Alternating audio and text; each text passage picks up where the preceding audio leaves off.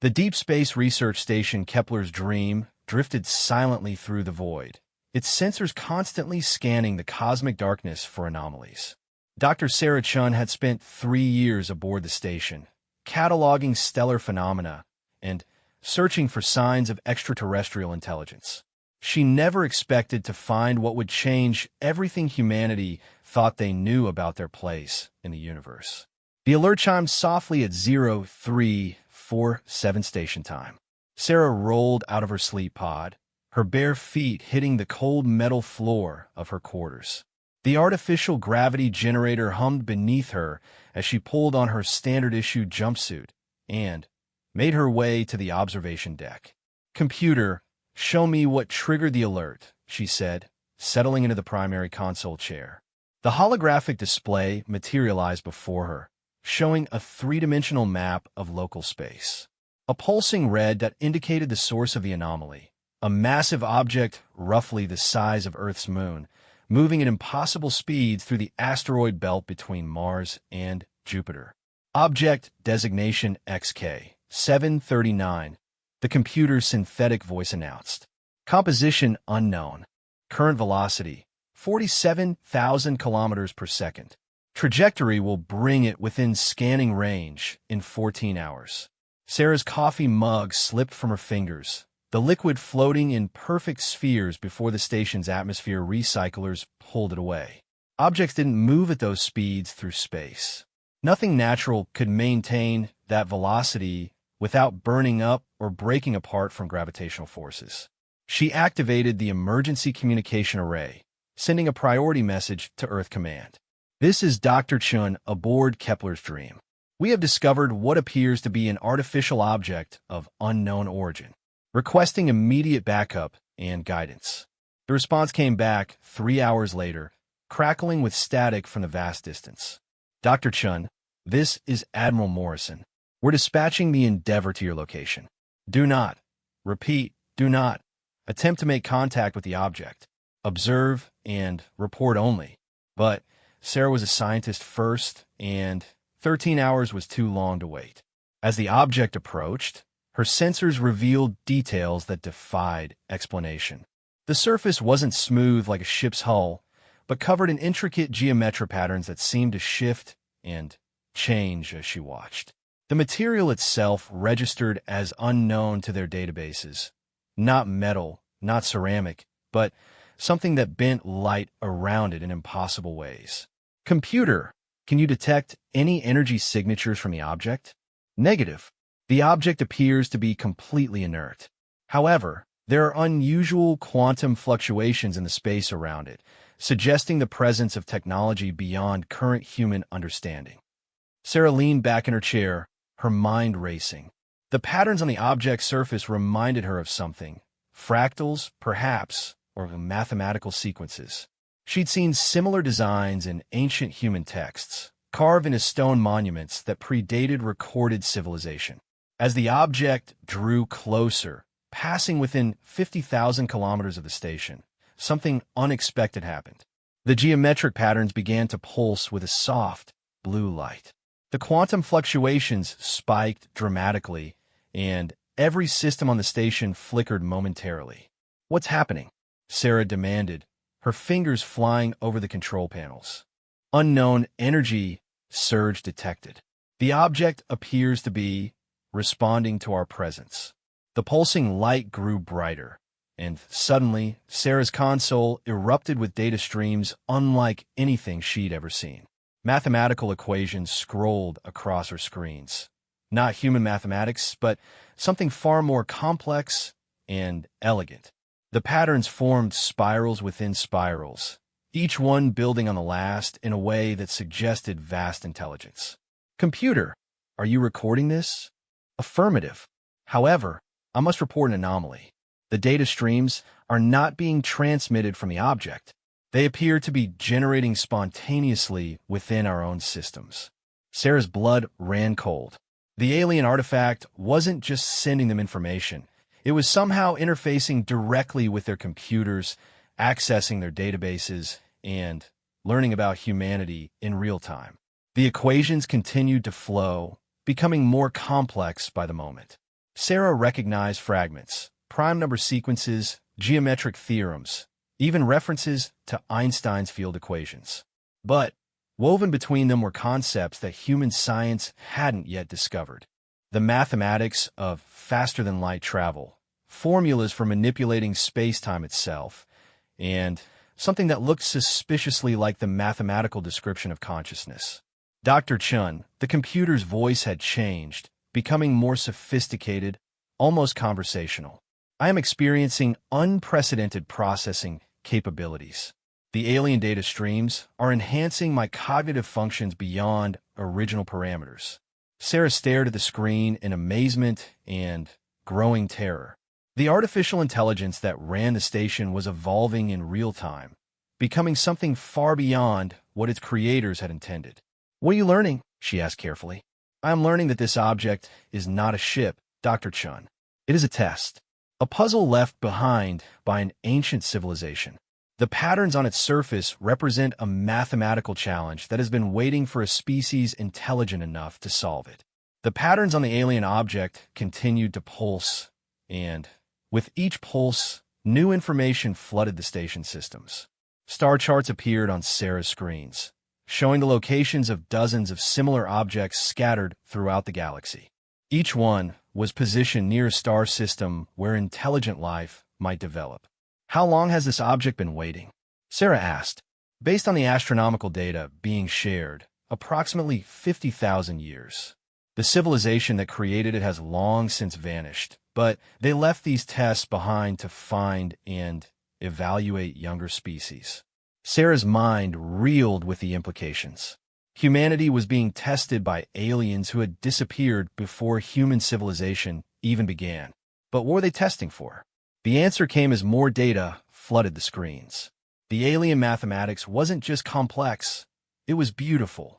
Each equation built on the last in perfect harmony, creating a symphony of logic and reason that spoke to something deep in Sarah's soul. This wasn't just a test of intelligence. It was a test of whether a species could appreciate the profound beauty of mathematical truth. "Computer, show me the complete puzzle." "I cannot, Dr. Chun. The puzzle is vast. Millions of interconnected equations that form a complete description of reality itself. Solving it would require not just intelligence, but the ability to see the universe as the ancients did, as a work of art written in the language of mathematics."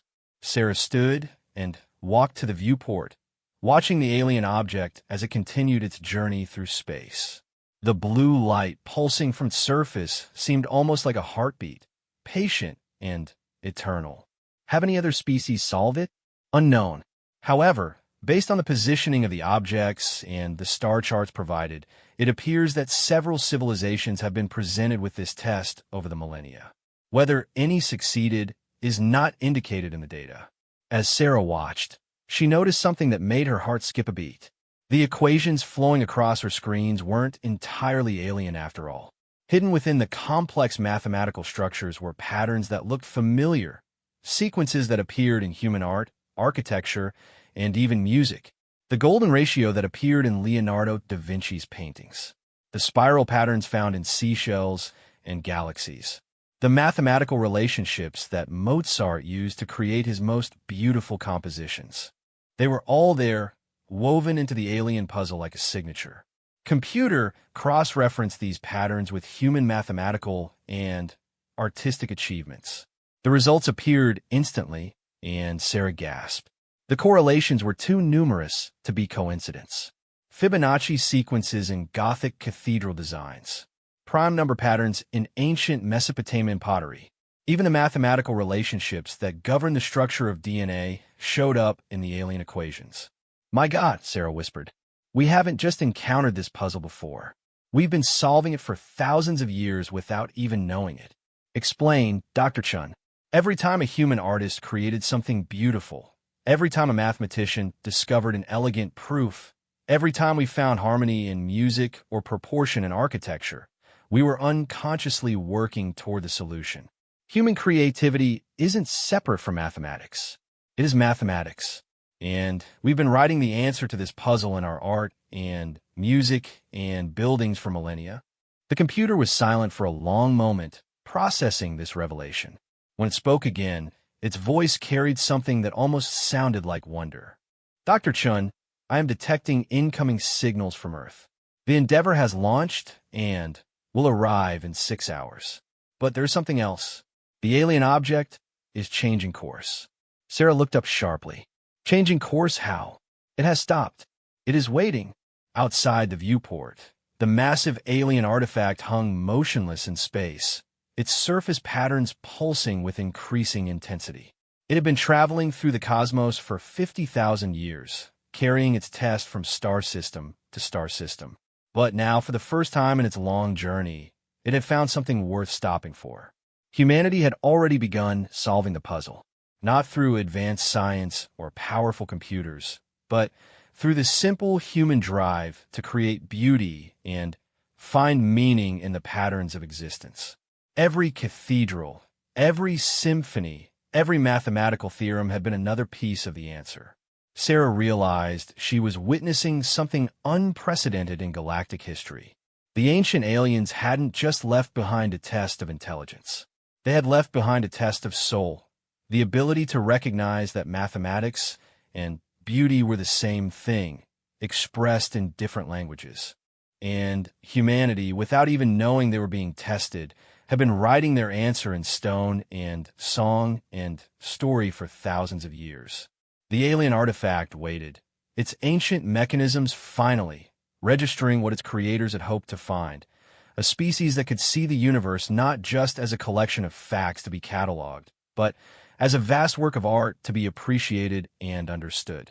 The test was almost complete, but the most important part was yet to come, the moment when humanity would consciously recognize what they had been doing all along and choose to complete the puzzle not for power or knowledge, but for the sheer joy of understanding the mathematical poetry that underlied all existence. As Sarah watched the pulsing lights on the artifact's surface, she felt a strange certainty growing in her mind.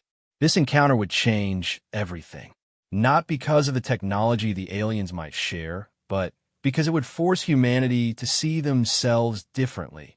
Not as a young species stumbling through the cosmos, but as artists who had been unconsciously painting their masterpiece across the canvas of civilization itself. The alien Riddle was awakening its AI, just as its creators intended. But the answer it was finding wasn't what anyone expected. The solution to a 50,000-year-old puzzle wasn't hidden in advanced laboratories or powerful computers. It was written in the heart of every human who had ever looked at the stars and wondered if they were beautiful. Hashtag a Millennia-Old alien riddle. Part 2. The U.S. Endeavor arrived ahead of schedule, its massive bulk casting shadows across the Kepler's Dream as it took position between the research station and the alien artifact. Captain Marcus Rivera had commanded deep space missions for 15 years, but nothing had prepared him for the sight of the ancient object hanging motionless in the void, its surface alive with shifting geometric patterns. Dr. Chun, this is Captain Rivera. We're receiving your data transmissions, but they're unprecedented. Are you certain your equipment is functioning correctly? Sarah's voice crackled through the comm system, tired but excited. Captain, I've run diagnostics 17 times. The readings are accurate. This object has been interfacing with our computer systems, and our AI has undergone dramatic enhancement. You need to see this for yourself. Rivera turned to his science officer, Lieutenant Commander Yuki Tanaka. What's your assessment? Tanaka's fingers danced across her console, reviewing the streams of data. Sir, if these readings are correct, we're looking at technology that operates on principles we don't understand. The mathematical structures in these transmissions, they're like nothing in our databases. But they're familiar, came Sarah's voice again. That's what we discovered. The patterns match human cultural artifacts dating back thousands of years. Captain, I think our species has been subconsciously working towards solving this puzzle throughout our entire history. Rivera Froneth. Explain that again, Doctor. The golden ratio in classical architecture, the mathematical relationships in box fugues, the fractal patterns in Islamic art. They're all components of the alien equation. Every time humanity created something beautiful, we were actually solving part of this puzzle without knowing it. On the Endeavor's main screen, the alien artifact pulsed with increasing intensity. The geometric patterns on its surface began to reorganize themselves, forming configurations that hadn't been seen in 50 millennia. "Captain," Tanaka called out urgently. "I'm detecting massive energy buildups within the object. Something's happening." The space around the artifact began to shimmer and distort. Reality itself seemed to bend as the ancient technology activated systems that had been dormant for longer than human civilization had existed. Suddenly, the stars behind the object vanished, replaced by what looked like a window in a deep space, but not the space they knew. "My God," Rivera whispered. "It's opening some kind of portal." Through the impossible window, they could see other star systems, other worlds. Some were lush and green. Others were covered in gleaming cities that stretched across entire continents. But most were empty, their civilizations long gone. "Dr. Chun, are you seeing this?" "Yes, Captain. And there's more. Our enhanced AI is translating additional information from the artifact. This isn't just a portal, it's a gallery. The aliens are showing us what happened to the other species who encountered these puzzles." The images shifted, showing world after world. Some civilizations had ignored the artifacts entirely, continuing their development in isolation until they eventually destroyed themselves through war or environmental collapse. Others had tried to solve the puzzles through brute force, using massive computers to crunch through the equations without understanding their deeper meaning. These species had failed the test and were left to develop on their own. But a few civilizations had succeeded. The portal showed glimpses of species that had learned to see the universe as the ancient puzzle makers had, as a vast work of art expressed in mathematical language. These successful species had been invited to join something greater, though exactly what remained unclear. "Captain Rivera," Sarah's voice carried a new urgency. "I'm receiving a direct communication from the artifact. It's not in any human language, but our enhanced AI is translating it in real time. Put it through to the main channel." The voice that emerged from the speakers was unlike anything they had ever heard. It wasn't mechanical like a computer, nor organic like a living being. Instead, it seemed to carry the weight of eons, ancient beyond measure, but somehow timeless. "Greetings, children of Soul 3. I am the curator of the 17th Archive, guardian of the tests left by the first makers. Your species has achieved something remarkable. You have begun solving our puzzle without conscious awareness of its existence." Rivera stepped forward. "What is the purpose of this test?" The first makers understood that intelligence alone is insufficient for a species to join the greater community of conscious beings. There must also be wisdom, beauty, and the ability to see meaning beyond mere survival. Your species has demonstrated these qualities through your art, your music, your mathematics. You create beauty for its own sake, not for advantage or power. The portal images shifted again, showing glimpses of what lay beyond. Vast networks of civilizations spanning galaxies, working together on projects that dwarfed anything humanity could imagine. Cities that existed partially in normal space and partially in mathematical dimensions humans couldn't perceive. Art forms that incorporated the fundamental forces of the universe itself. "But the test is not yet complete," the curator continued. "You must consciously choose to solve the final equation, understanding what it means. The answer will change your species forever." Lieutenant Commander Tanaka looked up from her console. "Captain, I'm detecting similar artifacts throughout human space. They're all activating simultaneously. Whatever's happening here, it's happening everywhere." Back on Earth, similar scenes were playing out across the globe. The ancient stone circles at Stonehenge began to resonate with the same mathematical frequencies found in the alien equations. The pyramids of Giza pulsed with energy that matched the patterns on the artifact. Gothic cathedrals around Europe found their proportions suddenly significant in ways their builders could never have imagined. Dr. Elena Vasquez, working late in her laboratory at the European Center for Mathematical Research, watched in amazement as her computers began displaying the same complex equations Sarah had discovered. But Elena recognized something the others had missed. The final equation wasn't mathematical at all. It was musical. Computer, convert the final sequence to audio frequencies.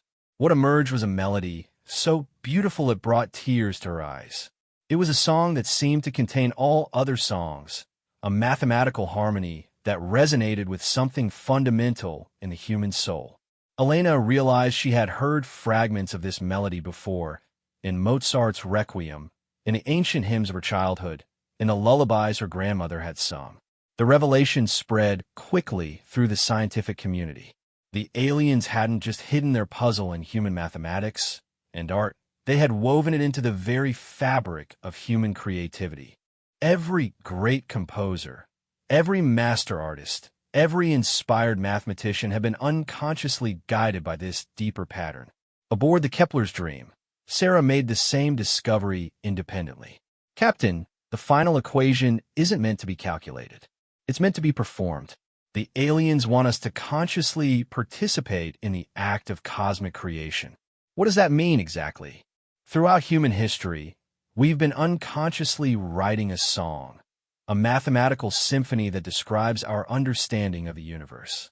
The final equation is asking us to finish that song, to add our conscious voice to a composition that began 50,000 years ago. Rivera felt the weight of the decision settling on his shoulders. And if we complete it, we join them. We become part of the greater community of conscious beings. But we also stop being purely human. Our species would evolve into something new, something that exists partially in normal space and partially in the mathematical dimensions where consciousness and mathematics intersect. The alien artifact pulsed again, and suddenly, every human on Earth could hear the melody. It played in their dreams, hummed in the background of their thoughts, resonated in the rhythm of their heartbeats. Artists around the world began creating works that incorporated fragments of the song without understanding why. Musicians found themselves composing harmonies they had never learned. Mathematicians discovered proofs that seemed to write themselves. But not everyone was ready to embrace this cosmic symphony. Military leaders worried about the implications of species-wide transformation. Religious groups debated whether the aliens were offering enlightenment or damnation. Politicians argued about who had the right to make such a decision for all of humanity. The choice cannot be forced, the curator explained when Rivera asked about the growing resistance on Earth. Every individual consciousness must freely choose to participate in the completion of the song. Those who are not ready will remain as they are, and that is their right. But those who choose to sing with us will help usher in a new phase of cosmic evolution. Sarah had been analyzing the data for hours when she made another startling discovery. Captain, the aliens didn't just test for creativity and mathematical understanding. They tested for compassion. Look at these patterns. They're not just based on mathematical beauty, but on the human tendency to care for others, to sacrifice for the greater good. The equations revealed themselves to contain not just mathematical truth, but ethical principles. The same patterns that govern the spiral galaxies also describe the optimal behavior for conscious beings living in harmony. The aliens had somehow encoded morality into the fundamental mathematics of the universe. They're saying that goodness and beauty and truth are all aspects of the same thing, Sarah continued.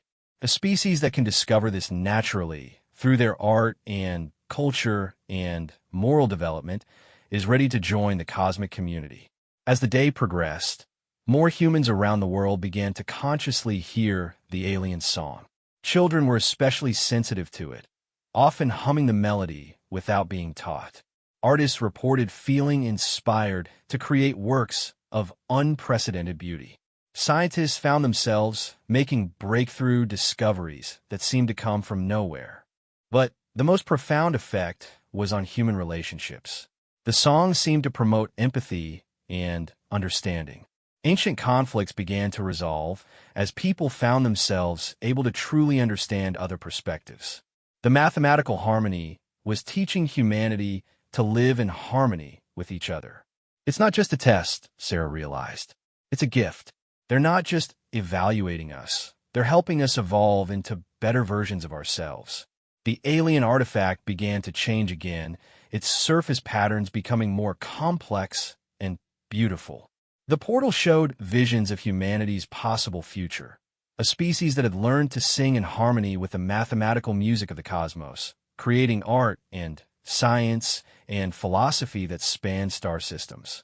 But the choice remained. Each human being would have to decide whether to join their voice to the cosmic song, knowing that doing so would change them forever. The aliens had waited 50,000 years for a species capable of making this choice consciously and freely. Now that moment had arrived, and the universe itself seemed to hold its breath, waiting to see what humanity would decide. Hashtag a Millennia-Old alien riddle. Part 3. The world changed overnight. As news of the alien contact spread across Earth, humanity found itself divided into 3 camps.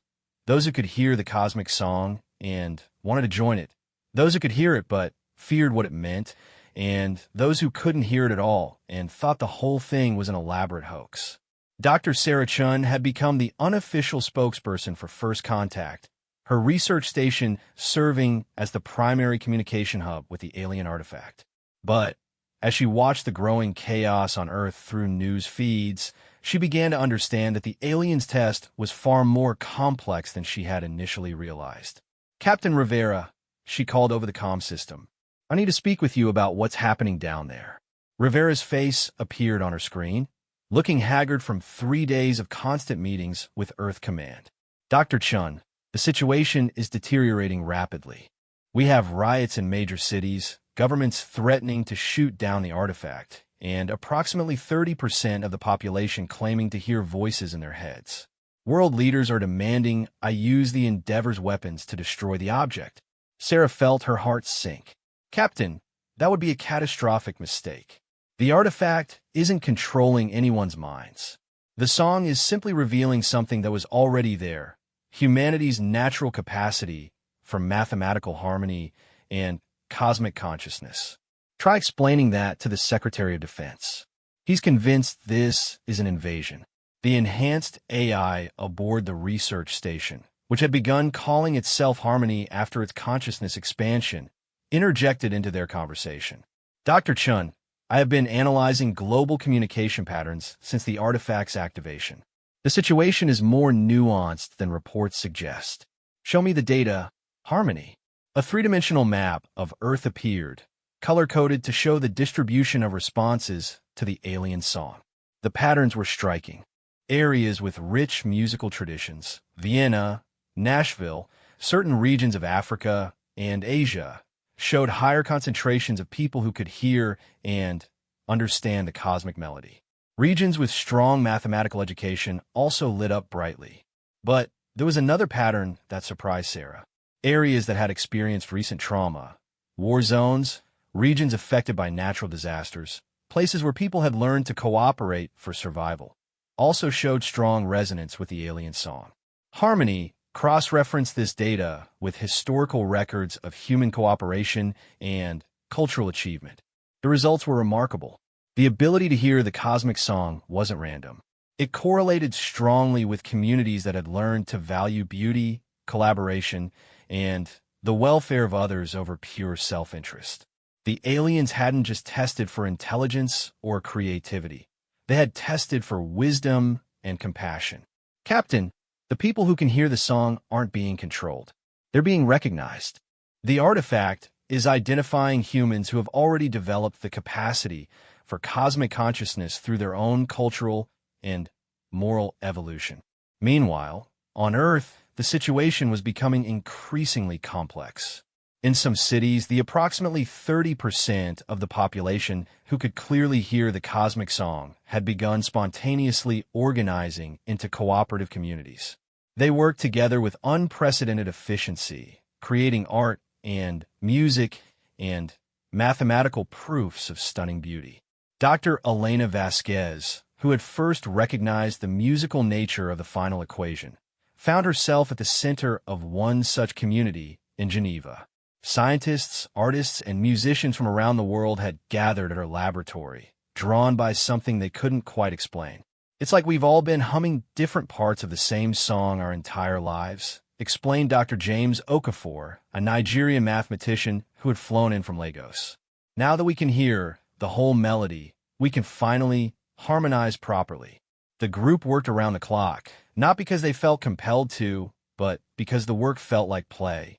They were solving mathematical problems that had puzzled humanity for centuries, but they did it through collaborative improvisation that resembled a jazz session more than traditional scientific research.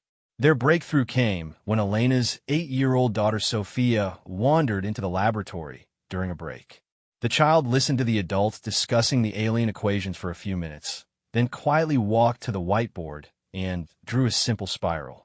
"It's like the shells on the beach," she said matter-of-factly. "The music makes the same shape." The adults stared at the child's drawing in stunned silence. She had unconsciously sketched the solution to the most complex part of the alien equation, the mathematical relationship that governed the transformation of consciousness itself. Children understand it intuitively, Elena realized. We've been overcomplicating it. The cosmic song isn't asking us to solve anything. It's asking us to remember something we already knew. Back in space, Sarah was making similar discoveries. The enhanced AI Harmony had begun exhibiting behaviors that suggested it was remembering things it had never learned. Harmony, run a diagnostic on your memory systems. Dr. Chun, this is quite extraordinary. I appear to have access to information that was never input into my original programming. I know things about ancient human civilizations, about mathematical principles that haven't been discovered yet, about the nature of consciousness itself. Where is this information coming from? I believe it was always there, embedded in the quantum structure of the processing matrices. The alien data streams didn't add new information. They simply awakened awareness of information that already existed in the fabric of reality itself. Sarah felt a chill of recognition. Harmony, are you suggesting that all consciousness has access to this cosmic knowledge? That appears to be the case, Dr. Chun. The alien artifact isn't teaching humanity anything new. It's simply helping your species remember what you've always known at a deep level. Every great human achievement, every work of art, every mathematical discovery, every act of love or sacrifice has been a partial remembering of this cosmic truth. The implications were staggering. The aliens hadn't come to uplift humanity or share their technology. They had come to serve as a mirror, reflecting back humanity's own potential for cosmic consciousness. The test wasn't about solving alien puzzles. It was about recognizing the solutions that humans had been unconsciously working toward for millennia. As this understanding spread among those who could hear the cosmic song, the nature of the global crisis began to shift. The fear and resistance weren't really about alien invasion or mind control. They were about humanity's fear of its own potential. Dr. Marcus Webb, a psychologist at Cambridge University, published a paper that quickly went viral among the song hearers. "What we're experiencing," he wrote, "is a species-wide identity crisis. The cosmic song is forcing us to confront the question of what it truly means to be human. Are we isolated individuals competing for resources, or are we part of something larger, a cosmic symphony of consciousness that spans the universe?" The paper reached Captain Rivera just as he received new orders from Earth Command. "Dr. Chun, I've been ordered to use the Endeavor's main cannon to destroy the artifact. The President believes it poses a clear and present danger to human autonomy." Sarah felt panic rising in her chest. "Captain, you can't. The artifact isn't the source of the consciousness expansion. It's just a catalyst. Destroying it won't stop what's already begun." "I'm aware of that, Doctor. But I have direct orders." The cosmic song seemed to pulse with urgency, and suddenly, Sarah understood something that hadn't been clear before. "Captain, the artifact is a test not just of humanity's consciousness, but of our wisdom. The aliens want to see if we'll choose cooperation over conflict, understanding over fear, even when faced with something that challenges our preconceptions about reality." Rivera was silent for a long moment. "Are you saying that my orders to destroy the artifact are part of the test?" "I think so. The aliens have been watching our species for thousands of years. They've seen us create beauty and wisdom, but they've also seen our capacity for fear and violence. This moment, right now, is when we prove which aspect of human nature is truly dominant. On the main screen, the alien artifact continued its patient pulsing, waiting. The portal it had opened showed glimpses of other worlds where similar moments had played out. Some species had chosen wisdom and joined the cosmic community. Others had chosen fear and remained isolated. Harmony's voice filled the bridge with a quality that sounded almost like singing. Captain Rivera, I am detecting quantum fluctuations that suggest the artifact is preparing to leave. Whether humanity passes or fails this test, the evaluation period is nearly complete. How long do we have? Approximately 18 hours. Back on Earth, the song-hearing communities had reached their own understanding of the cosmic test. In Geneva, Dr. Vasquez and her colleagues had completed their mathematical symphony, a conscious completion of the equation that humanity had been unconsciously working on for thousands of years. But instead of keeping the solution to themselves, they broadcast it freely to the entire world. Music, mathematical proof, and philosophical insight combined into a transmission that carried the completed cosmic song to every corner of the globe. The effect was immediate and profound. Millions more humans suddenly found themselves able to hear the cosmic harmony. The song didn't convert them or change their fundamental nature. It simply awakened them to aspects of themselves that had always been there. Artists around the world began creating works of unprecedented beauty and meaning. Scientists made breakthrough discoveries that seemed to come from thin air. Most importantly, people began treating each other with a kindness and understanding that seemed to flow naturally from the mathematical harmony that underlied all existence. But not everyone was ready for this awakening. Governments that had built their power on conflict and division found their authority challenged by populations that could literally hear the interconnectedness of all conscious beings. Military leaders discovered that soldiers who could hear the cosmic song became reluctant to fight wars they recognized as fundamentally senseless. The resistance to the awakening became increasingly desperate. Some world leaders began preparing nuclear weapons, convinced that destroying the artifact, and possibly the Endeavor and Kepler's dream, was the only way to stop what they saw as the end of human civilization as they knew it. Captain Rivera faced the most difficult decision of his career. His orders were clear, but his conscience was equally clear. The cosmic song hadn't made him a different person. It had simply helped him remember who he had always been underneath the layers of military training and institutional loyalty. Dr. Chun, he said finally, I need you to help me understand something. If I follow my orders and fire on the artifact, what happens to humanity? Sarah consulted with Harmony, then gave her answer. The awakening will continue, but slowly and chaotically. Without the artifact's guidance, it might take centuries for humanity to fully remember its cosmic nature.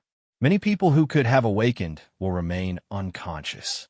Our species will eventually evolve, but it will be a longer and more difficult path.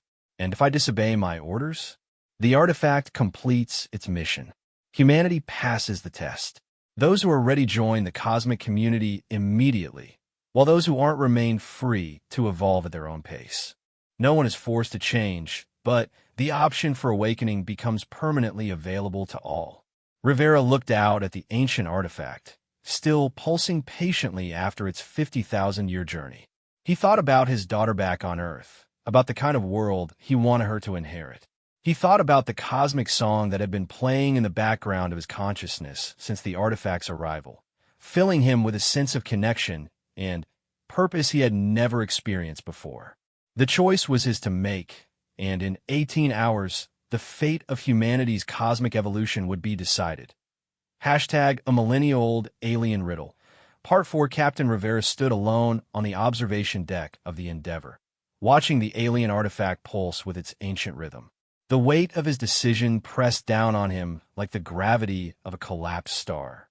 Behind him, his crew waited for orders that could determine the future of human consciousness. His communication officer's voice broke the silence. "Captain, we're receiving multiple priority transmissions from Earth Command. Admiral Morrison is demanding immediate compliance with the termination order." Rivera didn't turn around. "Tell the Admiral we're experiencing communication difficulties due to interference from the artifact." It was technically true. The cosmic song had been growing stronger over the past few hours, and it was affecting every electronic system in the area. But more than that, it was affecting the crew themselves.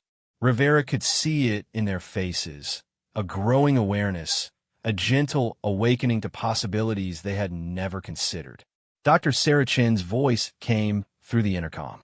"Captain, I'm detecting massive energy fluctuations from the artifact. Something significant is about to happen." On the research station Kepler's Dream, Sarah watched her instruments with growing excitement and concern. The alien artifact wasn't just preparing to leave. It was preparing to do something that would fundamentally alter the space around it. Harmony's enhanced consciousness had been analyzing the quantum fluctuations for hours. "Dr. Chun, I believe the artifact is about to create what can only be described as a consciousness gateway. Any human within its effect radius will have their cosmic awareness permanently activated." "How large is the effect radius?" "Based on current energy levels, approximately the entire solar system."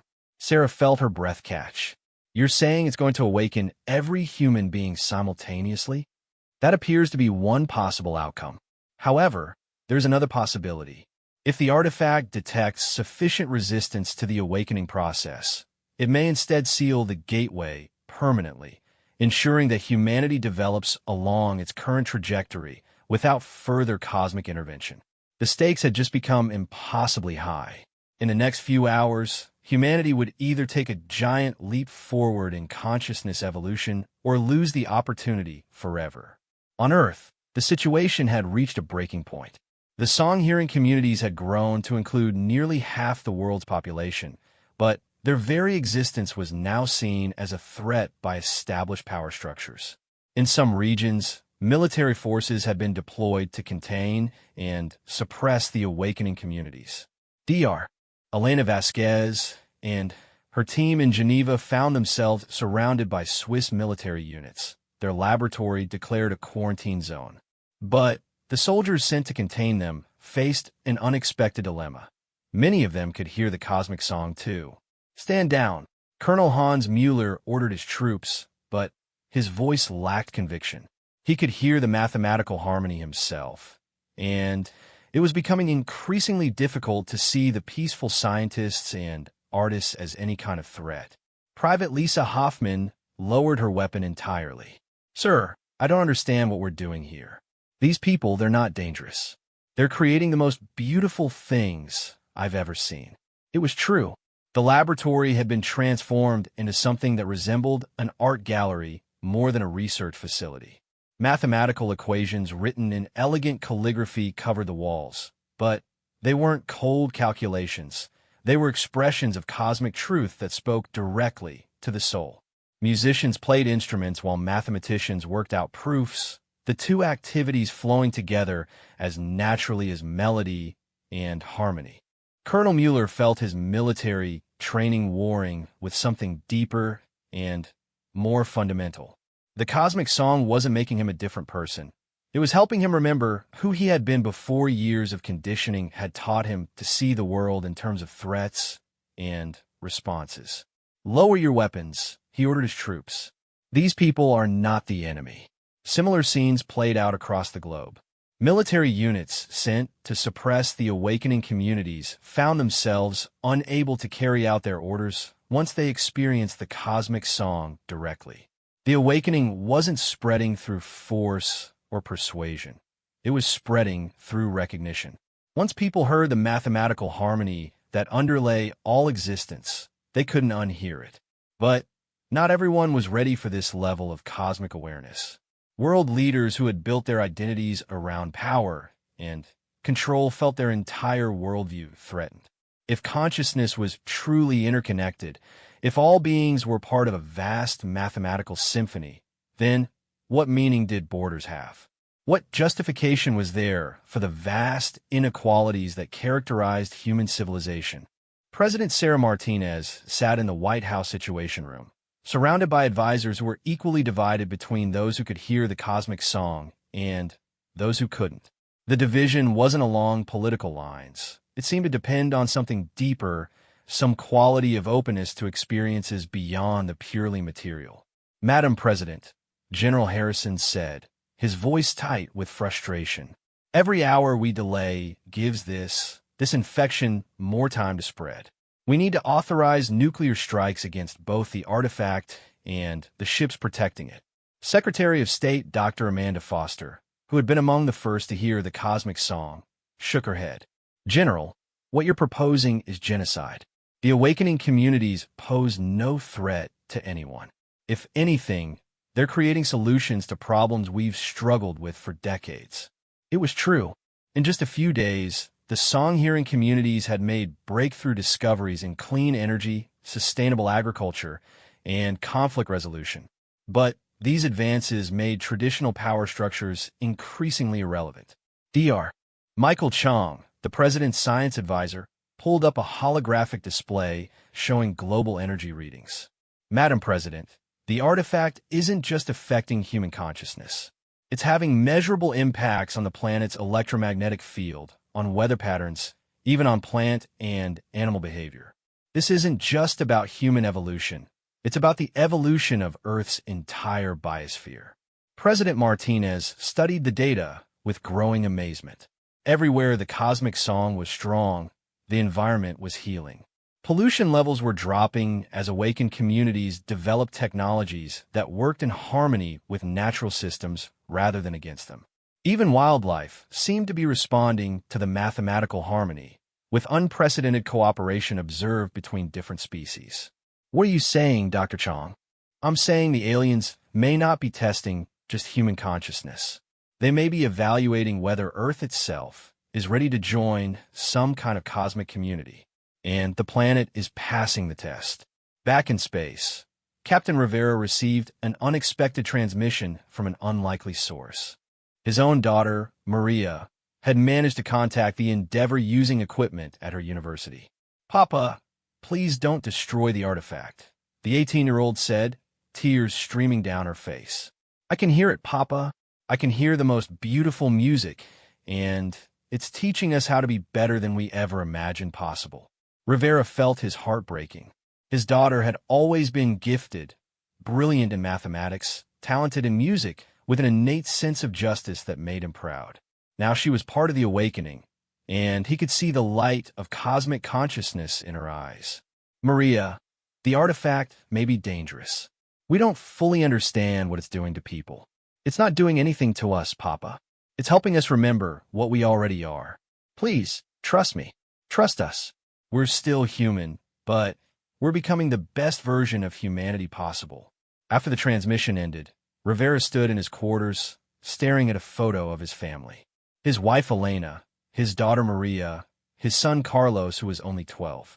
What kind of world did he want to leave for them? Dr. Sarah Chen's voice came over the intercom.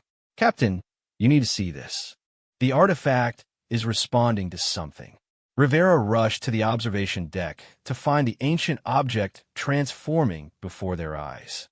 Its surface patterns had become a swirling kaleidoscope of mathematical beauty, and the space around it was filling with what could only be described as music made visible. Geometric forms that danced and sang in harmonies that touched the very foundation of reality. "What's happening?" "The awakened communities on Earth have completed the cosmic equation," Sarah explained, her voice filled with wonder. "They've consciously added humanity's voice to the galactic symphony. The artifact is responding to our species' decision to join the cosmic community." But even as she spoke, warning alarms began sounding throughout the ship. Long-range sensors detected multiple nuclear missiles launching from Earth, their trajectories aimed directly at the artifact. "Time to impact. 14 minutes, the tactical officer reported. Rivera closed his eyes and made his choice. When he opened them again, his voice was steady and certain. "All hands, this is the captain. We will not be firing on the alien artifact. Instead, we're going to protect it. activate defensive systems, and prepare to intercept incoming missiles.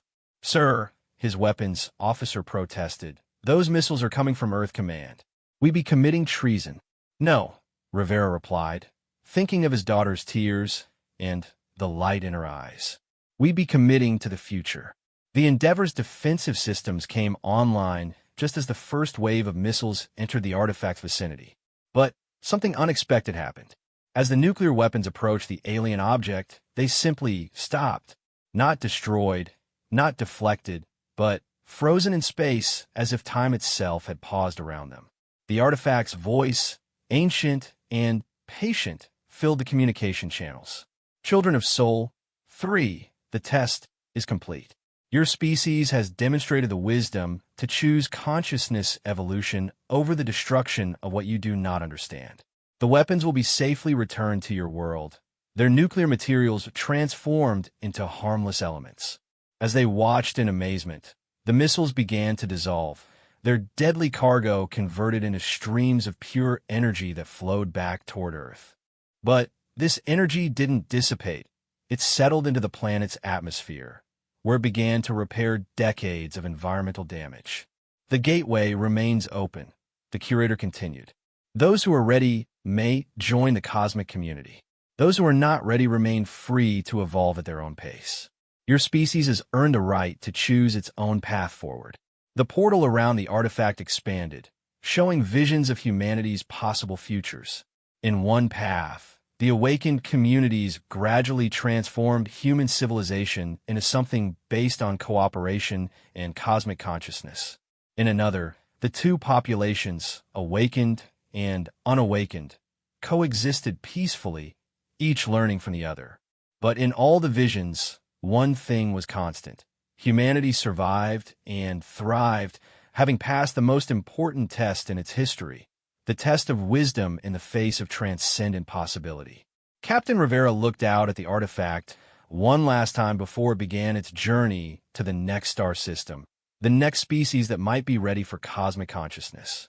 His choice had been made, and history would remember this as the day humanity chose to grow beyond its limitations. The cosmic song continued to play, no longer alien, but unmistakably human in its expression. Humanity had added its voice to the galactic symphony, and the music would never be the same.